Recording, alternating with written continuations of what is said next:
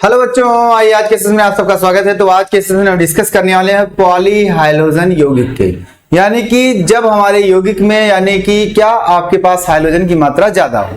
इस तरह की क्या चैप्टर चल रहा है आपका, हेलोएल्केन हेलोएरीन चल रहा। तो इसमें सारी चीजें हो गई हैं। अब लास्ट में हम पॉलीहाइड्रोजन यौगिकों के बारे में डिस्कस करेंगे, जैसे कि आपका क्लोरोफॉर्म आता है, आइडोफॉर्म आता है, फ्यूरान आता है, डीडीटी आता है। ये सब क्या है, इंपॉर्टेंट टॉपिक है, इसको डिस्कस करेंगे। लास्ट टॉपिक है, समझ जाइए। तो बहुत ही अच्छा टॉपिक है, बहुत इंपॉर्टेंट टॉपिक है। सब लोग फटाफट आइए। सब लोग को सबसे पहले नमस्कार, सबको हेलो है, सब लोग को ढेर सारा प्यार, और सब लोग जल्द से जल्द आइए। सब लोगों को good evening, good evening, good evening. Copy और पेन लेकर के आना, ताकि आज के टॉपिक को खूब बेहतरीन तरीके से नए अंदाज में हम इसको खत्म करें और अच्छे से पढ़ाएं। चले बताओ। हाँ, हेडिंग डाल लेना, पॉलीहाइड्रोजन यौगिक। मेन हेडिंग है आपका क्या भैया, पॉलीहाइड्रोजन यौगिक। पॉलीहाइड्रोजन यौगिक। तो बताइए क्या होगा पॉलीहाइड्रोजन यौगिक में। कॉपी और पेन लेकर के बैठना भाई, बता दे रहे हैं पहले से, अच्छे से नोट करना, क्योंकि टॉपिक इतना इंपॉर्टेंट है कि पूछो मत। पॉलीहाइड्रोजन यौगिक में क्या होगा, देखिए जल्दी से। इसका मतलब क्या है, ध्यान से सुनना।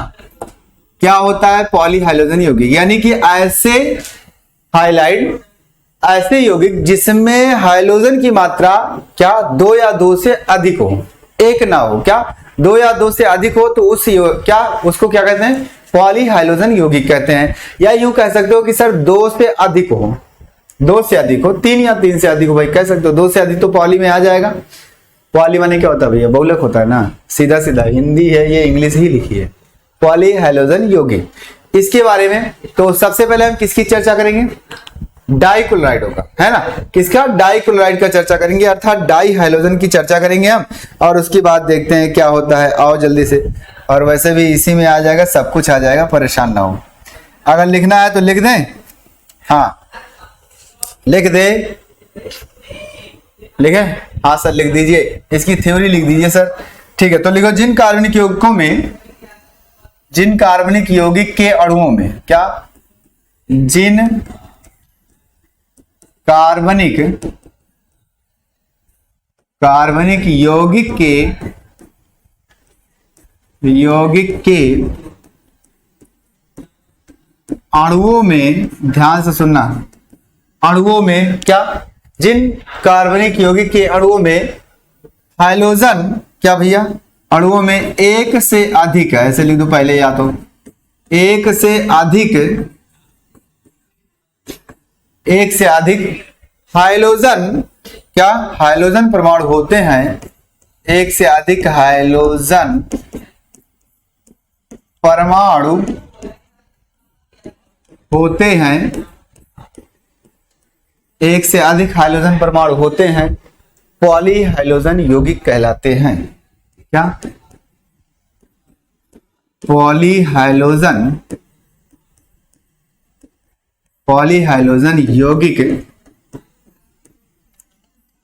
यौगिक कहलाते हैं। पॉलीहाइड्रोजन यौगिक कहलाते हैं। जैसे एग्जाम्पल के तौर पे आपको थोड़ा सा एग्जाम्पल लिख लेना जरूरी है। आओ दिखा देते हैं। क्या, जैसे आपके पास, मान लेते हैं, मेरे पास एग्जाम्पल तो बहुत सारे हैं भाई, एग्जाम्पल तो है। क्या कहा, एक से अधिक, तो मान लो CH2 लिख दो, Cl2 लिख दो। डाइक्लोरो मेथिलीन है ना, डाइक्लोरो क्या, मेथिल है भाई, मेथिलीन कहो या फिर मेथिल कहो, चलो डाइक्लोरो मेथिल, ये हो गया। और ट्राइक्लोरो यानी क्लोरोफॉर्म वाला, आप ये भी जानते हैं। चलो CHCl3 कर दो, ये भी क्या आपका पॉलीहाइड्रोजन के अंतर्गत आएगा। CH2 मतलब CH3CH2 और CHCl2, ये भी आएगा आपका, दो बार है ना, हाँ सर दो बार है। और देखो CCl4 भी आएगा आपका, कार्बन टेट्राक्लोराइड, ये भी आएगा। और बड़ा सा अगर करना है तो और भी आ जाएगा, क्या, C6H6 होता है ना,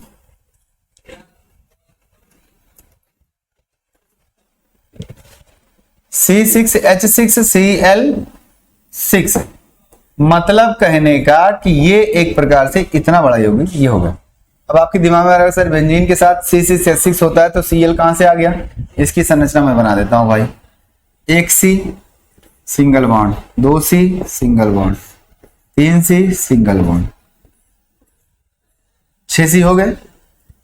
इसके दो बॉन्ड, इसके दो बॉन्ड, डबल बॉन्ड मत लगाओ, इसके दो बॉन्ड, इसके दो बॉन्ड, इसके दो बॉन्ड, इसके दो बॉन्ड, एक H लगाओ, एक Cl लगाओ, एक H लगाओ, एक Cl लगाओ, एक H, एक Cl, एक H, एक Cl, एक H, एक Cl, एक H और एक Cl। हो गया कि नहीं हो गया?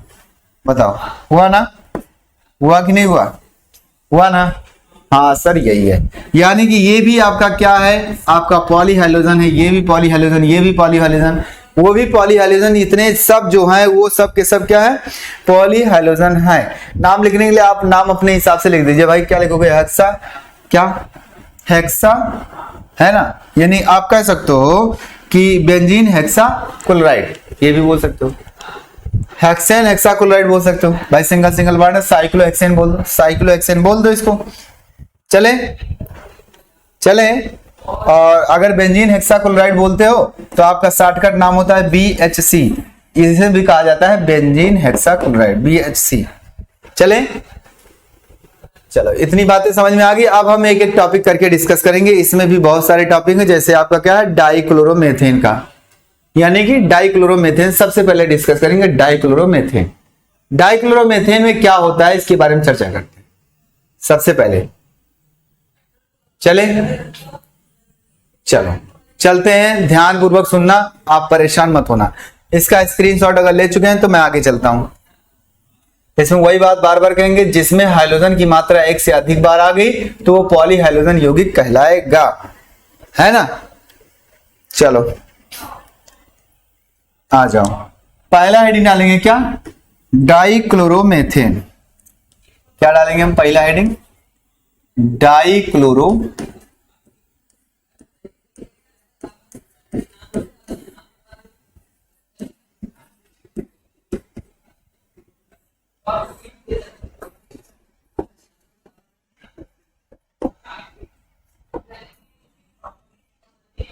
डाइक्लोरोमेथेन, मेथिलीन क्लोराइड बोल दो। क्या? मेथिलीन क्लोराइड, जैसा कि बताएगा। मेथिलीन, इसका दूसरा नाम है मेथिलीन क्लोराइड। ये हो गया। अब देखना इसमें क्या होगा, इसके बारे में चर्चा करते हैं।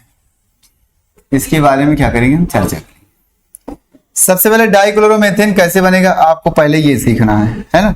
क्या है? इसको पहले सीखना है आपको कि डाइक्लोरोमेथेन हमारा कैसे बनेगा और ये क्या होता है। तो सुनो पहले, सुनो ध्यान से। डाइक्लोरोमेथेन हमारा क्या होता है? एक रंगहीन मीठी गंध वाला द्रव होता है।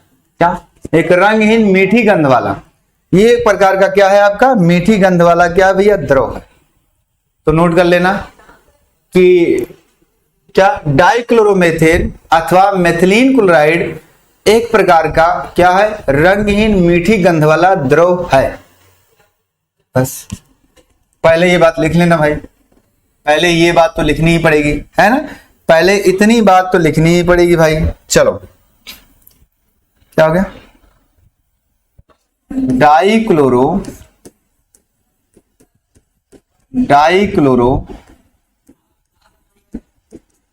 मेथेन या मेथिलीन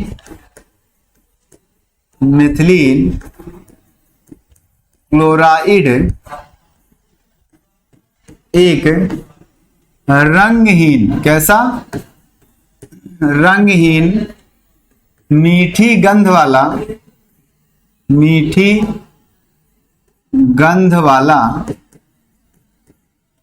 द्रव है। क्या है? मीठी गंध वाला क्या भैया? आपका द्रव है। लेकिन अगर द्रव है तो वाष्पशील भी कह सकते हो। मीठी गंध वाला वाष्पशील क्या है? वाष्पशील द्रव है। मीठी गंध वाला वाष्पशील द्रव है। आता नहीं, तथा लिखो, ज्यादा समझ में आए। तथा यह कार्बनिक विलायकों में क्या, कार्बनिक विलायकों में कार्बनिक विलायकों में पूर्ण विलय होता है। बस इतना लिखना है। इसका सामान्य सूत्र या इसका अणुसूत्र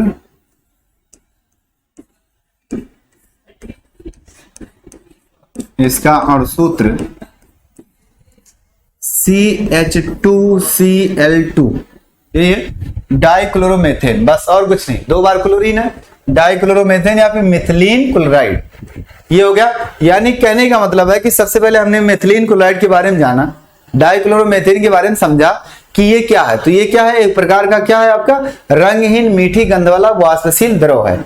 उसके बाद ये क्या होता है, कार्बनिक विलायकों में पूर्ण विलय हो जाता है। जल में विलय नहीं होता, आंशिक विलय होता है, अल्प विलय होता है, लेकिन कार्बनिक विलायक में क्या होता है, पूर्ण विलय होता है। इसका सूत्र ये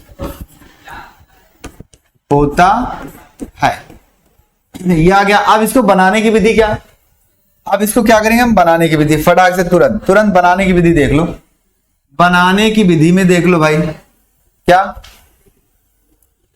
रिएक्शन है ना, बनाने की विधि। और ये बना चुके हो आप लोग, है ना, बना चुके हो। जब आप एल्किल हाइलाइड बनाते थे, प्रतिस्थापन अपक्रिया में प्रकाश की उपस्थिति में मुक्त मूलक प्रतिस्थापन, तो आपको वहां मिला था, मैंने 4 स्टेप बताया था, वहां आपको ये मिला था दूसरे स्टेप में, शायद तीसरे स्टेप में। अभी समझ में आएगा, धीरे से देख लेना है क्या मिला था। जब आपने मेथेन की क्रिया क्लोरीन के साथ कराई थी, किसकी उपस्थिति में, सूर्य के प्रकाश की उपस्थिति में, HNu, तो आपका लास्ट स्टेप जो था, लास्ट स्टेप टेट्राक्लोराइड आया था, हाँ सर आया था। उसके पहले बीच में आया था, जब 2 हाइड्रोजन को निकालेंगे तो 2 क्लोरीन आएगा, हाँ सर 2 हाइड्रोजन को निकालेंगे तो 2 क्लोरीन आएगा और 2 HCl आ जाएगा। ये आपका क्या है, डाइक्लोरोमेथेन। ये कैसे आया है, जरा एक स्टेप 2 स्टेप हम बता देते हैं आपको। देखिए मैकेनिज्म के केस में अगर देखा जाए, CH3, इसका एक H थोड़ा सा बाहर कर दो, है ना, बाहर कर दो। क्लोरीन और क्लोरीन ऐसे है, HNu है। जब ये विखंडित होता है तो मुक्त मूलक अर्थात क्या बनता है, रेडिकल बनता है। रेडिकल बनता है, रेडिकल बनने के हिसाब से क्या होता है, ये भी आपका रेडिकल ही बनता है, एक इसके पास और एक इसके पास। यहां भी यही काम, एक इसके पास एक इनके पास, तो ये रेडिकल इनके साथ, ये रेडिकल इनके साथ, मतलब एक एक के साथ क्या होता है, जुड़ जाता है। तो जुड़ता है तो क्या आएगा भैया आपका CH3 और क्या आएगा, Cl आएगा, हो गया। और HCl यहां निकाल दो। उसके बाद अगले स्टेप में फिर Cl को फिर से ले लो, Cl2 को, या अधिक में कराया था ना मैंने, हाँ सर कराया था आपने। उसके बाद क्या करना है, जब आप ले लिए तो फिर से वही नियम, एक बार फिर इसका क्या करो, तोड़ो, लेकिन इसको नहीं तोड़ना आपकी बार। किसको तोड़ना है, जरा इसके H को थोड़ा सा यहाँ 2 H कर दो और यहाँ 1 H नीचे कर दो, ये टूटेगा आपकी बात, ये टूटेगा सर, ये अपना इलेक्ट्रॉन, ये अपना इलेक्ट्रॉन, और ये इधर और ये इधर, तो ये Cl इसके पास आएगा, ये H इसके पास जाएगा, यानी कि क्या आ जाएगा आपका HCl अलग हो जाएगा, और भैया क्या हो जाएगा, CH2 बचेगा, हाँ सर CH2 बचेगा। Cl एक बार था, एक बार और आ गया तो क्या हो गया सर, Cl2 आ गया।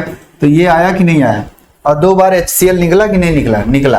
यानी इस प्रकार से क्या होता है, हमारा डाइक्लोरोमेथेन प्राप्त हो जाता है। क्या, डाइक्लोरोमेथेन प्राप्त होता है, और डाइक्लोरोमेथेन लिखो, कागज नीले प्राप्त होता है, हो गया। इस प्रकार से ये बन जाता है। अब इसका उपयोग कहां कहां होता है उसकी चर्चा कर लेते हैं जल्दी से। इतना अगर आपको समझ में आ गया तो स्क्रीन काट लो फटाक से जल्दी से, और आगे चलते हैं भाई, देर मत करना। चले जी सर, समझ में तो आ ही गया होगा। ये आपका रिएक्शन पुराना रिएक्शन है, इसमें कोई सोचना समझना नहीं है ना। हाँ चलो उपयोग के बारे में बात करते हैं। हाँ चले, चलो किसका उपयोग, यही हेडिंग डाल लेना, CCl2 का उपयोग, CH2Cl2 का उपयोग यूज ऑफ क्या, डाइक्लोरोमेथेन। चलो अब सर पहला पॉइंट इसमें क्या होगा, विलायक के रूप में, या फिर कह सकते हो पेंट अपनयन के रूप में। क्या, पेंट अपनयन के रूप में सबसे पहला पॉइंट है ना, पेंट अपनयन के रूप में ऐसे लिखो, पेंट अपनयन, पेंट में मिलाकर के चिपकाने वाली क्रिया होती है सबसे ज्यादा, पेंट अपनयन के रूप में हो गया। दूसरा पॉइंट क्या लिखेंगे हम, प्रणोदक के रूप में, है ना, किसी को मिलाने के लिए, किसी को विलीन कराने के लिए आपको क्या हो जाएगा आपका, प्रणोदक के रूप में। या फिर आप कह सकते हो कि विलायक के रूप में औषधि के निर्माण में, किसका, विलायक के रूप में औषधि के निर्माण में, अर्थात एक अच्छा विलायक भी ये है ना, एक विलायक माना जा सकता है। तो हम कह सकते हैं कि विलायक के रूप में औषधि के निर्माण में, यानी विलायक के रूप में, या तो ऐसे रहने दो, विलायक के रूप में एक पॉइंट विलायक के रूप में लिख दो, विलायक के रूप में, है ना, और तीसरा पॉइंट लिख दो औषधि के निर्माण में, औषधि के निर्माण में, औषधि के निर्माण में। और अगर आपको चौथा पॉइंट लिखना है क्या, प्रणोदक के रूप में, प्रणोदक के रूप में हो गया। और पांचवा पॉइंट आप लिख दो भैया, धातु की सफाई करने में, धातु की सफाई करने में। ये हो गया आपका 5 पॉइंट, इसके उपयोग है। बस शॉर्टकट में लिखा हूं मैंने, अगर पूरा लिखना है तो पूरा लिख लेना, ऐसी बात नहीं है। क्या लिखा है, सिर्फ और सिर्फ पेंट अपनयन किया, मतलब कि आप जब पेंटिंग करते हैं तो उसमें क्या है, जो चिपकता है उसमें जो चिपकने का गुण आता है ना, उसमें क्या होता है, आप इसको मिलाया जाता है। तो पेंट अपनयन अर्थात पेंट का लेप लगाए पूरी तरह से अपनाने के लिए, तो उसमें हम क्या करते हैं, इसका उपयोग करते हैं। अर्थात पेंट अपनयन के रूप में कार्बन क्या, मेथिलीन डाइक्लोराइड या फिर मेथिलीन क्लोराइड का उपयोग किया जाता है डाइक्लोरोमेथेन। विलायक के रूप में इसका, यानी कि किसी दूसरे पदार्थ को कार्बनिक विलायक जब कहा जाता है कि कार्बनिक विलायक में विलीन होता है, तो एक प्रकार का ये क्या है, कार्बनिक विलायक का काम करता है, इसलिए हम कह सकते हैं विलायक के रूप में, औषधि के रूप में, प्रणोदक के रूप में अर्थात अभिकर्मक के रूप में, धातु की सफाई के रूप में, भैया जब विलीन कराएगा तो सफाई तो करेगा ही, धातु के सफाई के रूप में इसका इस्तेमाल किया जाता है। कितनी बातें अगर आ गई तो आप स्क्रीनशॉट लो जल्दी से, मैं आगे चलता हूं, जल्दी से, है ना, आ गया। चलो अब हम बात करते हैं क्लोरोफॉर्म की। इतनी बातें अगर हो गई तो क्लोरोफॉर्म की बात करते हैं। यस सर, चलिए सर, क्लोरोफॉर्म के ट्राई क्लोरोमेथेन क्या होगा, दूसरा try chloromethane, try chloromethane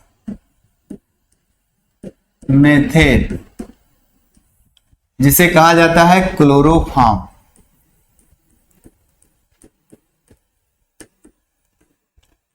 chloroform हो गया।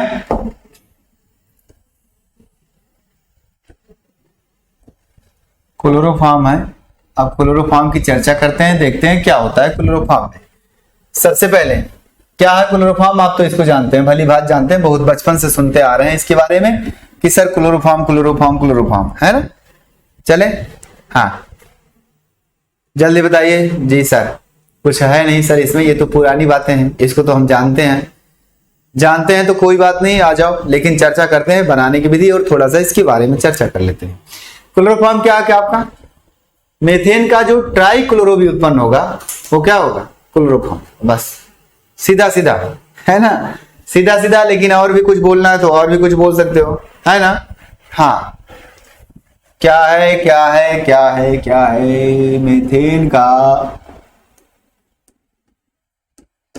मेथेन का ट्राई क्लोरो ट्राइक्लोरो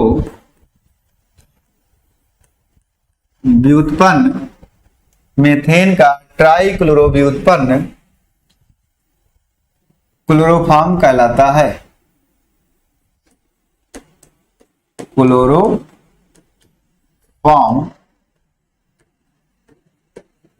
कहलाता है। बस, और कुछ सर? और कुछ क्या लिखें? हो गया सर, हो गया तो हो गया, कोई बात नहीं। और सर इसके बारे में कुछ और बता दीजिए, इसका स्वाद कैसा होता है सर? हाँ, जैसे उसमें आया था वैसे इसका भी होता है। वैसे क्लोरोफॉर्म कहाँ इस्तेमाल किया जाता है? आप पढ़े होंगे बेहोशी के रूप में, नशे के रूप में। इसका मीठी गंध होती है। क्या होती है? मीठी गंध, अर्थात इसका स्वाद जो होता है मीठा होता है। बस, क्या होता है? मीठा होता है ना? हाँ, आगे लिख दो यहां से, इसका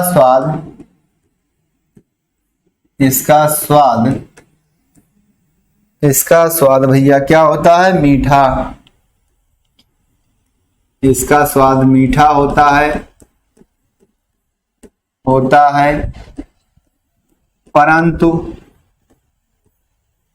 परंतु वायु और जल की उपस्थिति में, या फिर जल और वायु की उपस्थिति में क्या करता है? ऑक्सीकृत होकर के, है ना? हाँ, परंतु जल उत्पन्न करने वाला है, परंतु जल उत्पन्न करने वाला है। क्योंकि जानते हो, क्योंकि वायु से, वायुमंडल में, जैसे लिखो वायुमंडल में, वायु से धीरे धीरे क्रिया करके, वायु से, वायुमंडल में वायु से क्या? वायु से धीरे धीरे क्रिया करके एक विषैली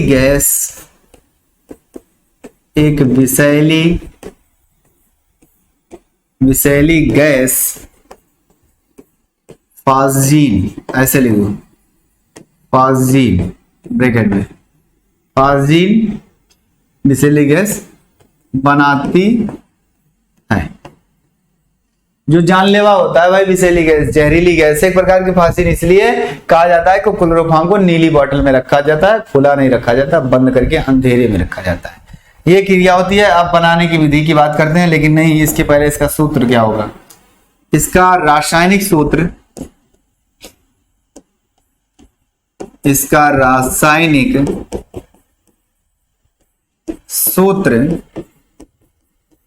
क्या हो जाएगा? CHCl3 होता है। इसके बारे में चर्चा, इसका रिएक्शन अभी मैं बताऊंगा, परेशान मत होना। पहले इसके बारे में क्या? मेथेन का ट्राइक्लोरो व्युत्पन्न जो होता है क्लोरोफॉर्म कहलाता है। बस, यानी मेथेन अणु है, उसका ट्राइक्लोरो व्युत्पन्न, अर्थात 3 बार क्लोरीन आ जाए उसमें, और उसके द्वारा जो उत्पन्न हमारा यौगिक होगा वो आपका क्या कहलाएगा? क्लोरोफॉर्म कहलाएगा। उसके बाद कह रहा है इसके बारे में थोड़ा सा, ये मीठे स्वाद का होता है और ये जल भी उत्पन्न करता है। क्यों करता है? क्योंकि जब ये ऑक्सीजन के साथ ऑक्सीकृत होता है ना, ऑक्सीजन के साथ ऑक्सीकृत होता है तो फास्जीन गैस बनाता है और जल बनाता है। 2 चीज बनाता है, फास्जीन गैस और जल बनाता है। इसलिए हम कह सकते हैं भाई कुछ तो गड़बड़ है ना सर, कुछ तो गड़बड़ है। इसका मतलब है कि कुछ तो गड़बड़ है, उसके बारे में हम चर्चा कर लेते हैं। आ जाओ। लेकिन फास्जीन गैस और जल कैसे बनाएगा? आओ, ये हो गया। हाँ सर, बनाने की विधि, हेडिंग डालो इसको, बनाने की विधि, ये भी आप बना चुके हैं। बनाने की विधि वही पुराना नियम, मेथेन की क्रिया क्लोरीन के साथ कराते हैं प्रकाश की उपस्थिति में, तो हमें क्या प्राप्त होता है? क्लोरोफॉर्म प्राप्त होता है। मेथेन आपका क्या? CH4 है। क्लोरीन की क्रिया, क्लोरीन होगा, क्लोरीन की क्रिया सूर्य के प्रकाश की उपस्थिति में कराते हैं तो CHCl3 और प्लस 3 बार HCl, बैलेंस करने का काम आपका है। यहां 3 लगा दो, हो गया। 3 बार हाइड्रोजन निकल गया, 3 बार क्लोरीन लग गया। क्रिया कैसे हुआ? वही मुक्त मूलक वाली क्रिया विधि हुई है। जरा इस बात को ध्यान में रख करके करना, मुक्त मूलक वाली क्रिया विधि हुई है। मैकेनिज्म में अगर कोई पूछेगा आपसे मैकेनिज्म क्या है तो कहोगे सर मुक्त मूलक क्रियाविधि है ना, मुक्त मूलक क्रियाविधि। जैसे आपका एक एच है, Cl और Cl है, चेंज टू यहाँ एच न्यू लिख उठा, और उसके बाद क्या हुआ कि सर यहाँ जो ये एक इलेक्ट्रॉन, यहाँ एक इलेक्ट्रॉन, इसमें भी इलेक्ट्रॉन, इसमें भी इलेक्ट्रॉन, इनका बांड जो विखंडन होता है होमोलिटिक होता है, समांशी होता है, समान रूप से इलेक्ट्रॉन ले लिया, ये इसके साथ चला गया, ये इनके साथ आ गया। इस प्रकार से क्या बना आपका, इस प्रकार से आपका जो पहला आया CH3Cl आया, है ना। इसी प्रकार से यहां से हम करेंगे dot dot dot dot dot, direct कर देंगे क्या, CCl बीच में बना है CCl। इसी प्रकार से 3 बार H निकलेगा और एक H बचेगा खाली, तो 3 बार निकलेगा तो 3 क्लोरीन आ जाएगा बस, और क्या हो जाएगा, HCl हो जाएगा। यही लिखना है, और आपको ये ना लिखो लास्ट में, सिर्फ इतना लिखो कि 3 बार H निकल करके हमारा क्या था, क्लोरोफॉर्म प्राप्त हो जाता है। क्रियाविधि इसकी हमने बताई थी जब आपको क्या, एथिल यानी मेथिल क्लोराइड बनाने की विधि यानी एल्किल हाइलाइड बनाने की विधि बताई गई थी, पहला रिएक्शन तो वहां आया था आपका, ये हमने बताया था इसको। जैसे तरीका वहां चला था एक एक करके, वैसे ये चलेगा क्लोरोफॉर्म। चलो इतनी बातें समझ में आ गई जी सर, एकदम वही पुराना मेथड, इसमें कुछ समझाने की जरूरत नहीं है। हाँ अब आपके दिमाग में आ रहा होगा सर, इसे अगर वायु की उपस्थिति में किया जाए तो ये क्या करता है, फास्जीन गैस बनाता है, उसका सूत्र क्या होता है, आओ इसके बारे में भी चर्चा कर लेते हैं। फास्जीन गैस बनाता है, आओ क्या हो गई इतनी बातें, इतना अगर स्क्रीनशॉट हो गया हो तो मैं आगे चलूं, ले लो जल्दी से जी सर। ठीक, देखो ध्यान से, वायु के साथ किसके साथ क्रिया कराना भैया, वायु के साथ।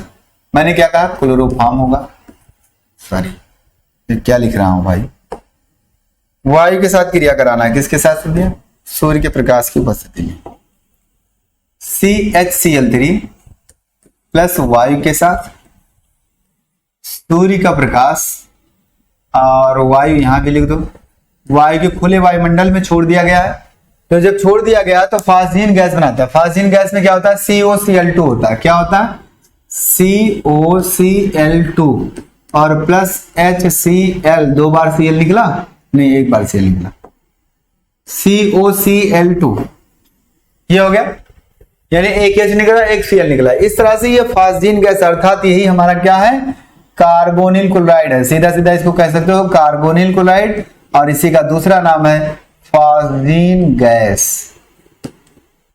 फास्जीन गैस, इसे सूंघने पर इंसान की मृत्यु हो जाती है, अर्थात क्या है ये, विषैली गैस। क्या है, विषैली गैस है सर, बहुत खतरनाक है भाई।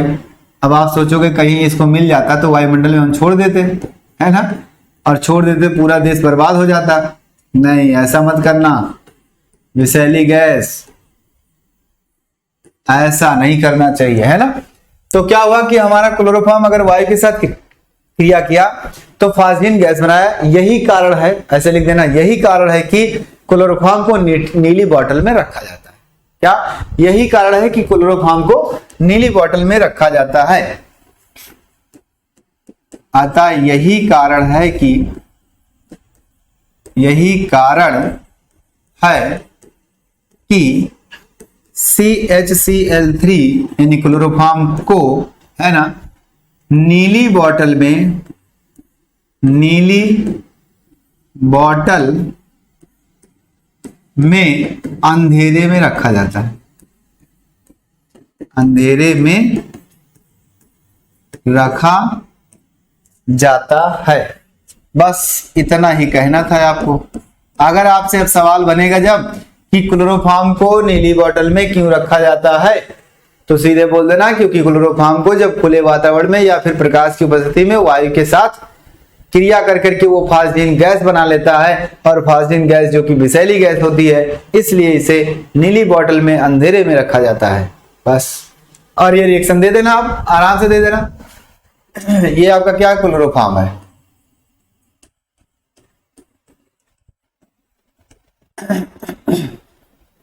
आ गई। चलो अब बात करते हैं उपयोग, इसका उपयोग है ना, CHCl3 का उपयोग, कहां उपयोग होता है इसका, आप भी जानते हैं भाई, जो जानते हो वो लिख लो, जो जानते हो वो लिखो। क्या लिखोगे? विलायक के रूप में, है ना, निश्चेतक के रूप में, चिकित्सालय में इस्तेमाल किया जाता है, बेहोशी के रूप में।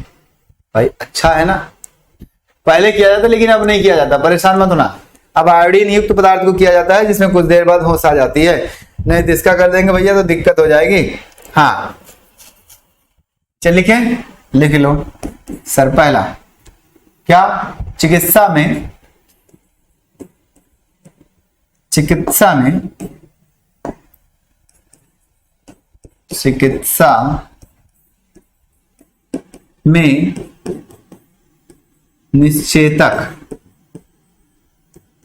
निश्चेतक के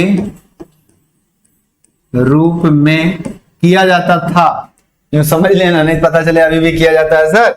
नहीं भाई, अभी भी तो नहीं किया जाता है ना। दूसरा क्या? अब आ जाओ, विलायक के रूप में। क्या? कार्बनिक विलायक में लिखा जाता है ना, क्लोरोफॉर्म आता है कि नहीं आता? आता है सर, क्लोरोफॉर्म आता है, कार्बन टेट्राक्लोराइड आता है, बेंजीन आता है।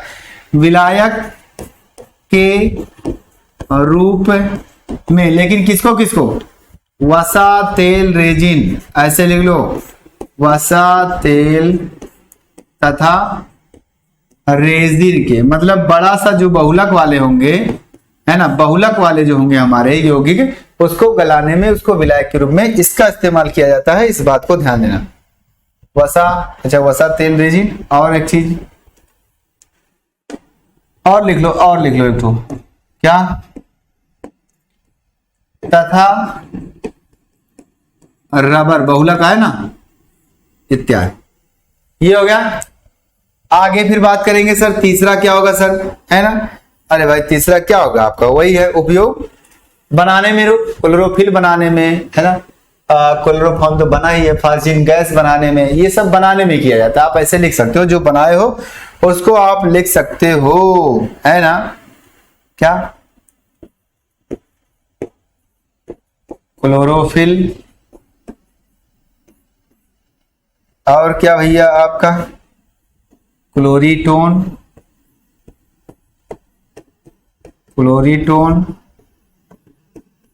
और फास्जिन बनाने में, आप ये लिख सकते हो, बनाने में। भाई ये लास्ट थ्योरी है, पूरा थ्योरेटिकल चल रहा है, आप समझ जाओ। ये लास्ट टॉपिक है, उसके बाद हम आपको बताएंगे अभी फ्यूरान के बाद डीडीटी बताएंगे, है ना। ये इंपॉर्टेंट टॉपिक है दोनों। तो आगे फिर और लिख दीजिए सर। लिखें, प्रयोगशाला में जीवों के शल्य चिकित्सक के रूप में, है ना। प्रयोगशाला में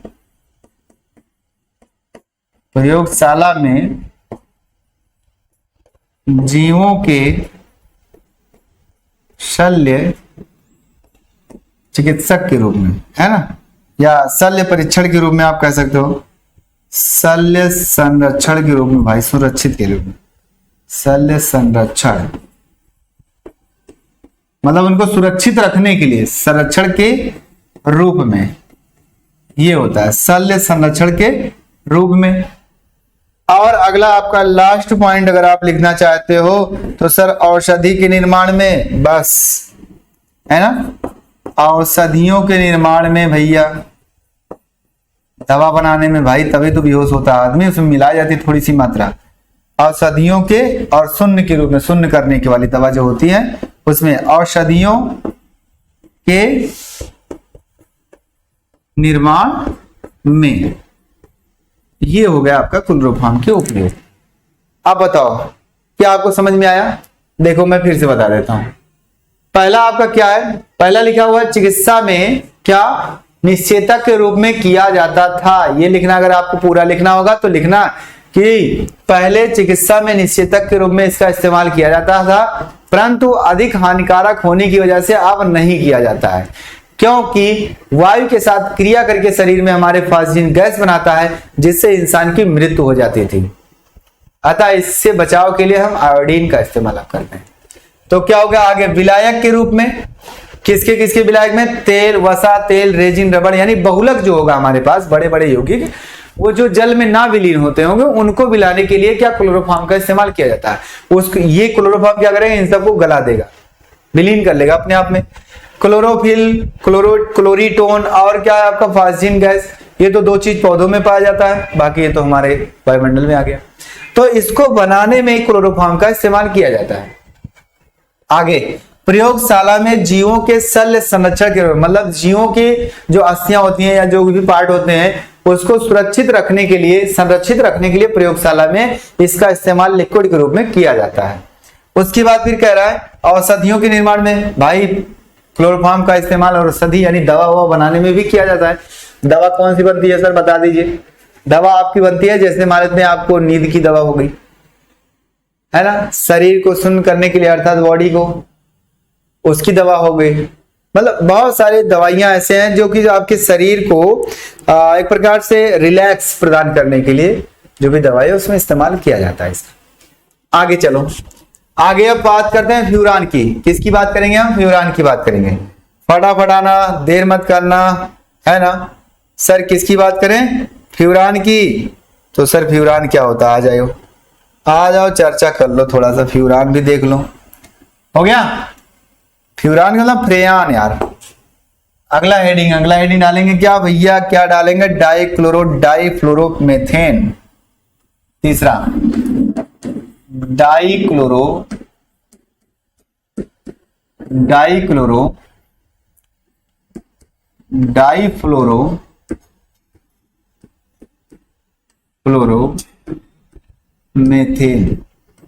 यानी कि डाइफ्लोरोमेथेन, इसकी चर्चा करते हैं क्या होगा। इसका नाम सुन रहे हो, नाम से आप जान जाओगे क्या है ये, है ना। सर क्या है इसमें, डाइफ्लोरो यानी फ्लोरीन भी आ गया, क्लोरीन भी आ गया और एक कार्बन आ गया, बस काम खत्म। यानी आपका मेथेन का क्लोरो व्युत्पन्न जो होता है वो आपका ये कहलाता है। और इसका दूसरा नाम जानते हो क्या होता है, फ्रेयान 1,2, फ्रेयान 1,2, फ्रेयान 12, जैसे AK-47 होता है ना वैसे होता है। क्या होगा, फ्रेयान 12 होता है। अब बात करते हैं क्या होगा इसमें। सर इसके बारे में थोड़ा सा चर्चा करिए, क्या थोड़ा सा चर्चा करते हैं।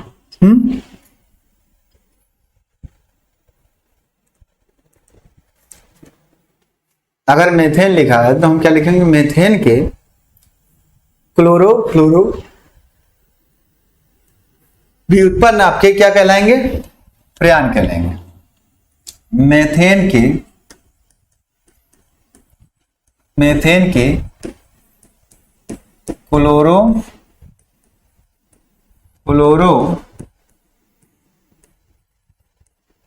व्युत्पन्न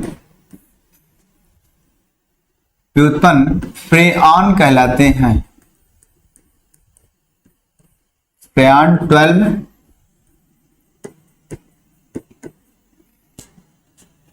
12 कहलाते हैं। ये हो गया, एकदम आसान सा, एकदम आसान सा, और कुछ है नहीं इसमें। क्या हो गया भाई, इसके फ्रेयान कहलाते हैं। अब बात करते हैं ये क्या होगा भैया, ये अत्यधिक निष्क्रिय होता है, निरावेशी होता है। क्या होता है, ये निष्क्रिय होता है, निरावेशी होता है, क्रिया जल्दी नहीं करता, बहुत कम केस में करता है ना। तो हम कह सकते हैं कि भाई ये क्या होता है, अत्यधिक क्या होता है, निष्क्रिय और निरावेशी होता है। क्या, निष्क्रिय और निरावेशी होता है। चलो लिख लो भाई, ये अत्यधिक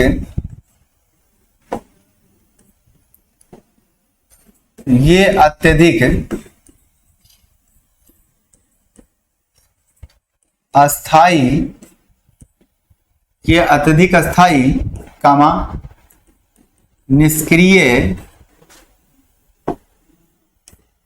क्या होगा भैया, क्या सर, निष्क्रिय, कहां जा रहे हो,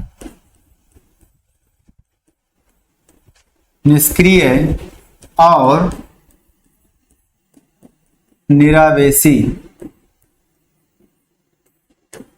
होता है। ये हो गया आपका निष्क्रिय, निरावेशी और क्या, अधिक अस्थाई होता है। तो इस बात को पकड़ के रहना कि हमारा क्रिया जल्दी नहीं करता है ना। क्रिया नहीं करता भैया, आसानी से द्रवित हो सकने वाली गैस है। और लिख लो, और ये चीज जो मैं अभी अभी बोला हूं, और आसानी से द्रवित हो जाने वाली गैस है, और आसानी से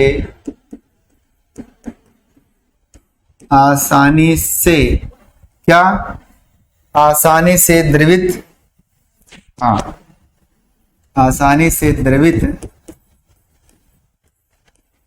हो जाने वाली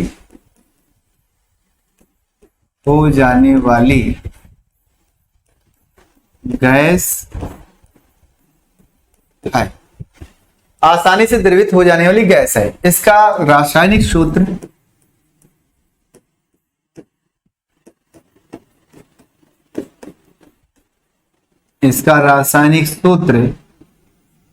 क्या हो गया, क्या है भाई सर, यही है रासायनिक सूत्र जो लिखा हुआ है, क्या होगा,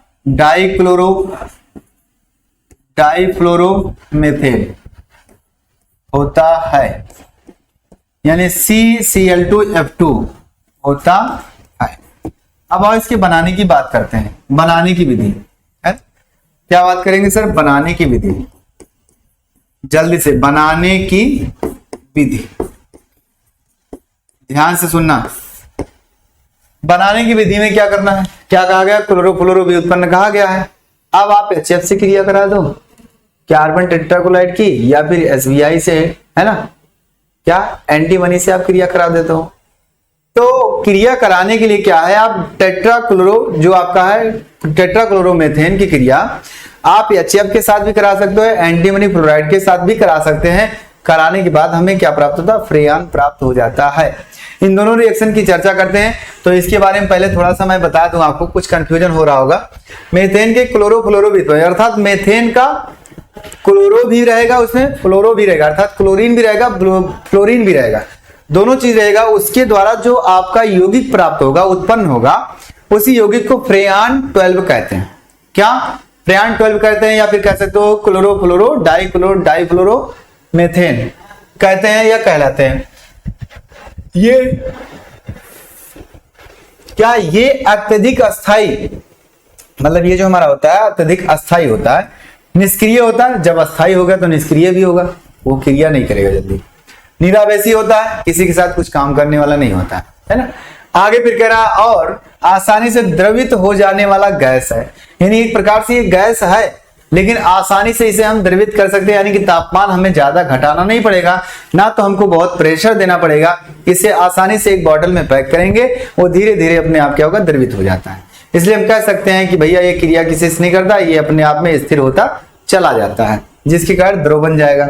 अब इसकी क्रिया कैसे होगी, क्रिया कह रहे हैं, इसको बनाया कैसे जाएगा, जो थ्योरी मैंने बोला बनाने में, वही बनाने में होगा।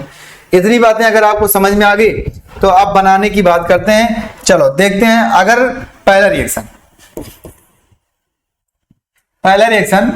कार्बन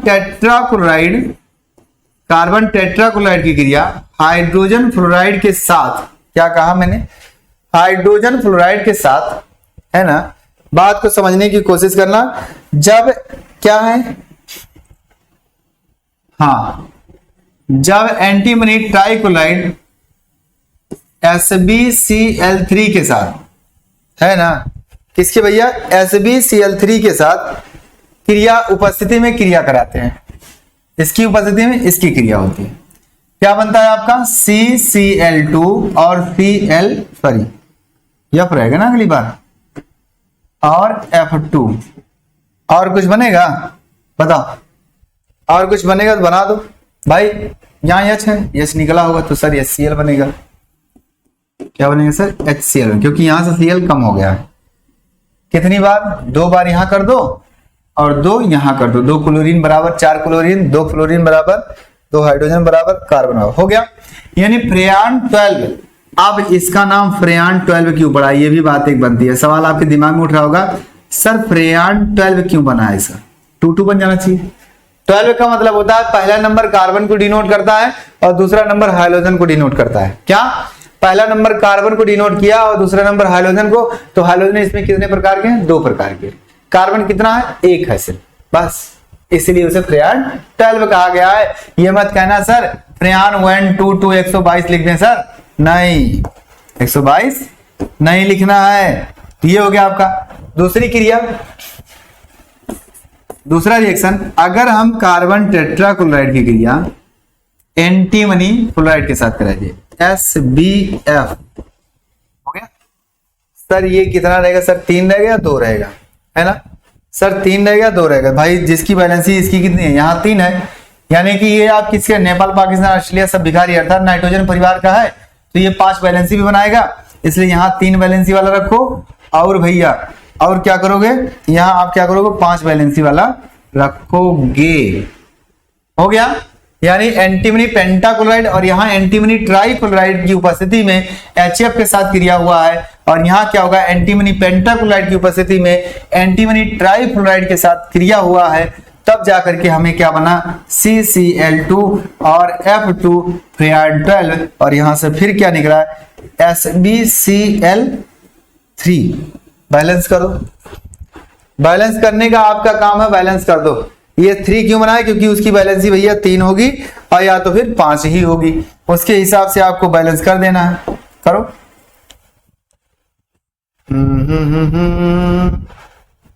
कर दो कर दो कर दो। अगर आपसे कहा जाए कि ये 3 फ्लोरीन है, ये 2 फ्लोरीन है ना सर, ये 3 है ये 2 है, एक काम करो 2 का इसके आगे कर दो, और सर इसके आगे क्या करें, इसके आगे नहीं करें सर, यहां कर दो, हो गया सर। 2 बार है, 2 3 6 हो गया, 6 2 8 हो गया, यहां 2 कर दें। यहां अगर 2 करोगे सर तो गड़बड़ हो जाएगा, यहां 3 करना पड़ेगा, और जब 3 करना पड़ेगा तो क्या हो जाएगा सर, यहां से आ गया 3 दूनी 6 फ्लोरीन हो गया, 3 दूनी 6 और 3 दूनी 6 6 12 हो गया, और यहां कर दो 3 चौके 12 हो गया। 3 क्लोरीन 3 कार्बन 4 3 12 क्लोरीन, तो सर 12 क्लोरीन हो रहा है, 3 दूनी 6 और 3 दूनी 6 6 6 12, अर्थात हो रहा सर, हो रहा है सर, बिल्कुल सही है। अब इससे आगे नहीं करेंगे, हम क्या करेंगे, फ्रेयान 1 2। अभी शायद कल नहीं, आपके बुक में ये 2014 में शायद आया है, ये ऐसे आ गया, ये दे दिया है, ये नहीं दिया है, उसके बाद वो दे दिया है, बीच में क्या बनेगा वो पूछा है। आपके 2014 में आया था कार्बन टेट्राक्लोराइड की क्रिया। अब इसकी थ्योरी कैसे लिखी जाएगी वो मैं बता देता हूं आपको, ध्यान से सुन लेना। क्या कहा, फ्रेयान 12 बनाने के लिए कार्बन टेट्राक्लोराइड की क्रिया एंटीमनी ट्राइक्लोराइड की उपस्थिति में हाइड्रोजन फ्लोराइड के साथ कराने पर क्या, फ्रेयान 12 अर्थात CCl2F2 डाइफ्लोरोमेथेन प्राप्त होता है, साथ ही साथ HCl भी निकल जाता है। ये हो गया। अगली बात आती है दोबारा मतलब दूसरा रिएक्शन। दूसरे रिएक्शन में क्या होगा, कार्बन टेट्राक्लोराइड की क्रिया क्या, एंटीमनी पेंटाक्लोराइड की उपस्थिति में एंटीमनी ट्राइफ्लोराइड के साथ कराने पर क्या, कार्बन टेट्राक्लोराइड की क्रिया क्या है, एंटीमनी पेंटाक्लोराइड की उपस्थिति में एंटीमनी ट्राइफ्लोराइड के साथ कराने पर डाइफ्लोरोमेथेन यानी कि फ्रेयान 12 प्राप्त होता है, और साथ ही साथ क्या आता है, ट्राइक्लोरो या एंटीमनी ट्राइक्लोराइड। अब एंटीमनी जान दो नाइट्रोजन परिवार का है, नेपाल पाकिस्तान ऑस्ट्रेलिया सब SB भिखारी नाइट्रोजन फैमिली का है, तो नाइट्रोजन 2 तरह से है ना, फास्फोरस 2 तरह से बॉन्ड बनाता है, एक ट्राई वाला एक 5 वाला, फास्फोरस पेंटाक्लोराइड फास्फोरस ट्राइक्लोराइड आता है ना। तो उसी प्रकार से ऐसे हमारा एंटीमनी भी है, एंटीमनी ट्राइक्लोराइड एंटीमनी पेंटाक्लोराइड बन गया। इसकी उपस्थिति में हम क्रिया कराते हैं और हमें बनता है क्या, फ्रेयान 12 बनता है। बस इतनी सी बात, आगे बताओ, आगे चलें। जी सर इतना तो हो गया सर, आओ थोड़ा सा और उपयोग के बारे में चर्चा करते हैं, उसके बाद हम आगे बढ़ते हैं। चलो हेडिंग डाल लेते हैं सर, उपयोग क्या, CCl2F2 का उपयोग, ज्यादा नहीं है इसका, थोड़ा सा उपयोग। पहला उपयोग क्या होगा, आप जानते हैं भली बात, आप जानते हैं, नहीं जानते हैं तो नोट कर लेना भाई, क्या होगा, है ना। हाँ, फ्रेयान अच्छा ठंडा करने के लिए किया जाता है ना, रेफ्रिजरेटर में। कहा? रेफ्रिजरेटर में इसका उपयोग किया जाता है। क्या क्या क्या? हाँ, रेफ्रिजरेटर में प्रशीतक के रूप में। क्या? रेफ्रिजरेटर में प्रशीतक, ठंडा करने, प्रशीतक के रूप में। ये होगा भैया एसी, अर्थात ठंडा करने के लिए। और दूसरा पॉइंट क्या है? दूसरा पॉइंट भी आप कह सकते हो भैया प्रोरोधक है, एरोसॉल का, है ना, और फॉर्म बनाने में, मतलब गज्जा बनाने में, है ना। तो आप लिख सकते हो, हाँ, प्रोरोधक के रूप में,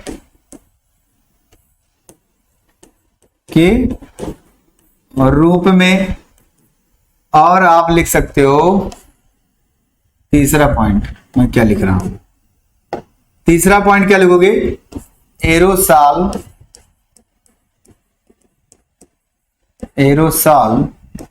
तथा फॉर्म बनाने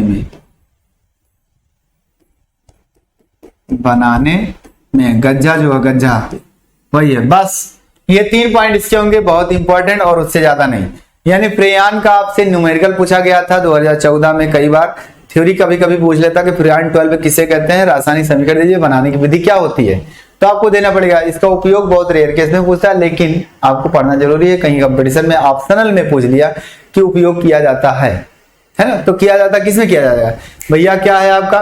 पहली बात तो सबसे मेन हमारा क्या, रेफ्रिजरेटर में।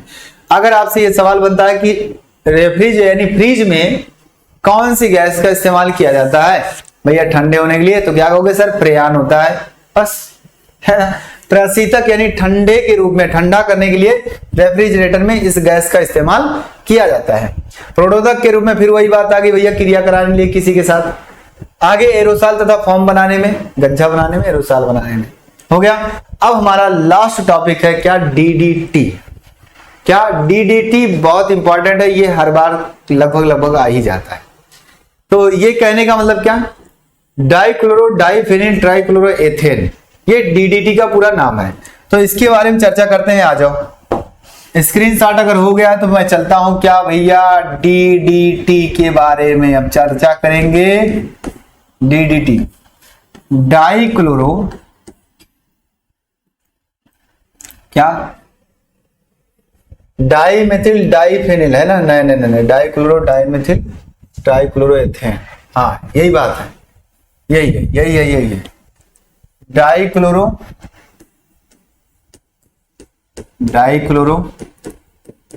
डाइफेनिल ट्राइक्लोरोएथेन, ये पूरा नाम है इसका, जरा ध्यान से सुनना। डीडीटी क्या है? एक प्रकार का, चलो भाई देखते हैं क्या है। ये बहुत ही अच्छा टॉपिक है ना, बहुत ही अच्छा टॉपिक है और लास्ट टॉपिक है। चले आगे, हाँ क्या, चलो चलते हैं आगे, चलते हैं। डीडीटी भाई क्या है हमारा? हो गया है ना। हाँ, शक्तिशाली कीटनाशक के रूप में डीडीटी का इस्तेमाल किया जाता है, तो उपयोग हो गया भाई। डायरेक्ट चलो आ जाओ, कुछ नहीं करना है। हम क्या कहेंगे, हम इसकी थ्योरी अगर लिखना चाहते तो ऐसे लिख सकते हैं कि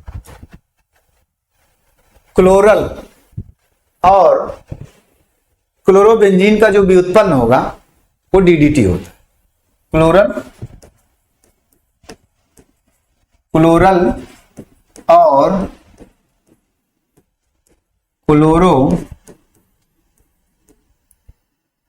क्लोरोबेंजीन का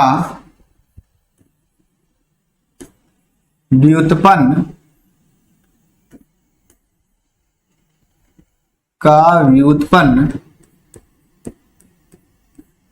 डीडीटी कहलाता है। बस अब यही साथ ही साथ बनाने की विधि हम कर लेते हैं बात, और उसके बाद क्या उपयोग की बात कर लेते हैं। इसमें यही पूछता है आपको बनाने के लिए। बस डीडीटी क्या होता है बस इतना पूछ लेता है। तो क्या होता है भैया आपको बता देना है सर, ये होता है, और उपयोग में जो लिखाएगा वो सब एक साथ लिख देना। ये होता है यानी कि इसका व्युत्पन्न जो होता है वो डीडीटी होता है। कीटनाशक के इस्तेमाल किया यानी शक्तिशाली कीटनाशक होता है, बस और कुछ नहीं। आगे देखो, चलो बनाने की विधि में क्या बोलेंगे हम। बनाने की विधि, बनाने की विधि, चलो भाई बनाने की विधि में क्या है, मैंने क्या कहा, क्लोरल की क्रिया है ना, क्लोरल की क्रिया। आपको क्या कराना, क्लोरल की क्रिया किसके साथ कराना है, क्लोरोबेंजीन के साथ कराना है। किसके साथ।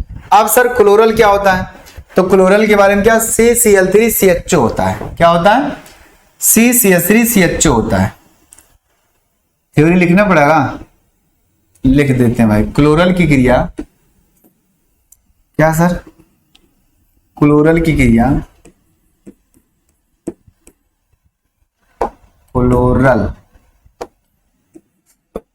क्लोरल की क्रिया, क्रिया क्लोरोबेंजीन, क्लोरोबेंजीन के साथ सांद्र H2SO4 की उपस्थिति, बंद कर दो इसको, उपस्थिति रहेगी के साथ कराने पर डीडीटी प्राप्त होता है। आ जाओ देखते हैं क्या होता है, कैसे क्रिया होगी इसकी। क्लोरल क्या होता है भैया, क्लोरल आपका जो होता है CCl3 और CHO, ये हो गया जी सर, ये हो गया, और प्लस किसके साथ, डाई क्लोरो, वही क्लोरोबेंजीन के साथ, है ना, क्लोरोबेंजीन के साथ क्रिया होती है। मान लेते हैं ये क्लोरोबेंजीन के 2 अणु रहेंगे, इस बात को समझना। मैं थोड़ा सा रिएक्शन को आसान करने के लिए इस तरह से बना रहा हूं ताकि आपको समझ में आए। यहीं 2 लगा दो, ऐसी बात नहीं है, क्लोरोबेंजीन लिख दो और डायरेक्ट हो जाएगा, लेकिन साथ साथ क्रिया कैसे हुआ है उसको भी मैं बताना चाहता हूं, इसलिए आपका ये तीर बन रहा है और इस तरह से इसकी कलाकारी हो रही है। क्या ये हो गया, जरा ध्यान से देखना। इसके पास H है, हाँ सर ये H है, इसके पास भी H है, हाँ सर ये H है, ठीक। अगर है तो चिंता मत करो, ये देखो, देख रहे हो ये, हाँ सर देख रहे हैं, H2O क्या निकला, पानी, बाकी को जोड़ दो। क्या सर, क्या सर आप भी एकदम आसान ऐसे होगा, हाँ जिंदगी इतनी आसान हो गई, हाँ सर जिंदगी इतनी आसान हो गई। Cl3 CH इधर कर दो, इधर कर दो, इधर कर दो, यहां से Cl लगा दो सर, यहां से Cl लगा दो, यहां H लगा दो, हो गया। क्या sir, dichloro diphenyl trichloro 1,2 ethane, क्या है, dichloro diphenyl trichloro ethane, yes sir यही हमारा क्या है, डीडीटी है, डीडीटी है, और प्लस H2O निकल गया, अतः क्या बन गया भैया, डीडीटी बन गया। ये डीडीटी बनाने की विधि हो गई। ये आपका क्लोरल है, क्या है, क्लोरल है,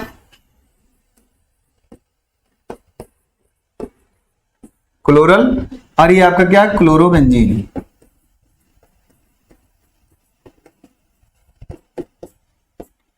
ये हुआ सांद्र सल्फ्यूरिक अम्ल, डीडीटी हो गया।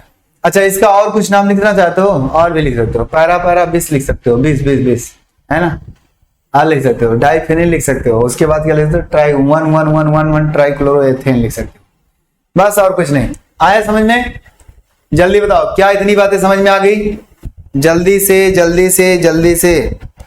कमेंट कर देना मेरे भाई, जल्दी से कमेंट कर देना, लेट मत करना, क्योंकि अब इसका उपयोग लिखना है और उपयोग में वही लिखना है, कीटनाशक लिखना है और कुछ नहीं लिखना है। इसके बारे में आप जानते हैं। हो गया बस। हाँ चले, चलो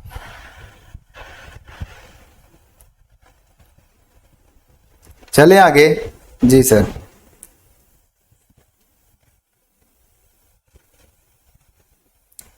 चलो आगे चलते हैं।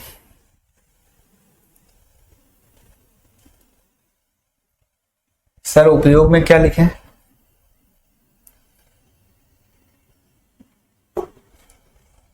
सर उपयोग में क्या लिखें?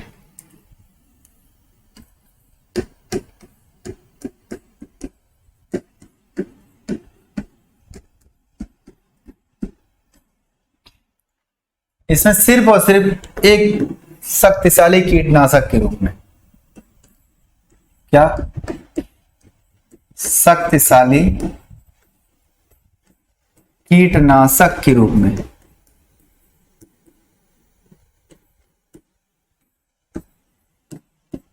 कीटनाशक के रूप में यहां हो गया, बस इतना लिखना। उसके आगे आपको लिखना है, क्या लिखना है? शक्तिशाली कीटनाशक के रूप में होता है, इसलिए इसका इस्तेमाल आप मच्छरों के रूप में करते हो, मच्छर को मारने में, मक्खियों को, जो भी हानिकारक जैसे पौधों पर जो कीट बैठते हैं जो नुकसान पहुंचाते हैं उस पर भी इसका छिड़काव करते हैं। और आपके पास जैसे मछलियों, तालाबों में क्या है, आपके पास कोई अदर हानिकारक जीव है जो क्या है उसको तालाब को साफ करने के लिए, लेकिन तालाब में डालने से क्या होता है, मछलियां भी प्रभावित हो जाती हैं, जिसके कारण क्या होता है, मछलियां मरने लगती हैं। इस कारण इसका इस्तेमाल तालाब में बहुत कम किया जाता है। तो कहने का मतलब है कि कीटनाशक है, एक शक्तिशाली कीटनाशक, बहुत बहादुर यानी बहुत प्रबल आपका क्या है, ये कीटनाशक है आपका। खेत में छिड़काव करने के लिए, धान की खेती होगी, गेहूं की खेती होगी, उसमें भी छिड़काव किया जाता है, लेकिन कम मात्रा में किया जाता है, ज्यादा नहीं, क्योंकि ये पानी में आविलय होने के कारण क्या होता है, ये नुकसानदायक हो जाता है, आविलय होता है। होगी बातें? अब आप कह सकते हो कि सर इसका इस्तेमाल ये होता है, इसके आगे जो थ्योरी लिखनी होगी आपको, जैसे मैंने बोला वैसे आप लिख सकते हो। तो ये था आपका क्या, लास्ट टॉपिक पूरा। क्या था? लास्ट टॉपिक था। इसका मतलब है कि ये भैया हमारा क्या है, एक खत्म हो गया आपका हाइलोएल्केन, हाइलोएरिन। अब आपको क्या करना है, न्यूमेरिकल की चर्चा करना, न्यूमेरिकल डिस्कस करना है, उसको हम अगले सेशन में लेकर के आएंगे। तो कमेंट कर देना क्या आज का सेशन आपको अच्छे समझ में आया या नहीं आया। आ गया है, मुझे उम्मीद है, आई होप आप लोगों को पूरे अच्छे से समझ में आया होगा। इसकी थ्योरी आप लोग लिखने की कोशिश करना। बाकी इंपॉर्टेंट जितने भी टॉपिक थे वो हमने खत्म कर दिया, अच्छे तरीके से खत्म हो गया है। तो चलते हैं, अगले दिन मिलेंगे अगले टॉपिक के साथ। Okay bye bye, take care, अपना ख्याल रखना। और ख्यालों में कुछ और नहीं है ना। क्या हो गया भैया, इंड हो गया। क्या हो गया, फिल्म इंड हो गई। और जब इंड हो गई तो हम कह सकते हैं क्या, इंड हो गया। हाँ सर इंड हो गया, फिनिश। अब आप बात कर लो हमसे थोड़ा सा और चलते हैं, अगले दिन मिलेंगे अगले टॉपिक के साथ। चलो चलते हैं, अगले दिन मिलेंगे अगले टॉपिक के साथ। Okay bye bye, take care, अपना ख्याल रखना, पढ़ाई करना मन से और रिवीजन कर लेना, ताकि अगला जो टॉपिक आपका है न्यूमेरिकल पूरा इसका, वो आपको अच्छे से समझ में आए। एक बार आप पूरा न्यूमेरिकल, पूरा थ्योरी जितना पढ़ाया गया है कॉन्सेप्ट एक बार क्लियर कर लेना, उसके बाद न्यूमेरिकल पे आओगे तो ज्यादा समझ में आएगा। तो okay bye bye, take care.